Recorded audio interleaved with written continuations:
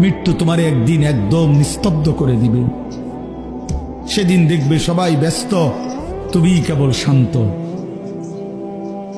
সেদিনও দোকান খুলবে, সেদিনও রোদ উঠবে, সেদিনও বৃষ্টি ঝরবে, সেদিনও হাজারো মানুষের ব্যস্ততা থাকবে, শুধু তুমি বন্ধু থাকবা না, তুমি বন্ধু থাকবা না। হ্যাঁ প্রিয় ভাই আমার, এটা জরুরি বিষয়, বুঝতে শিখো।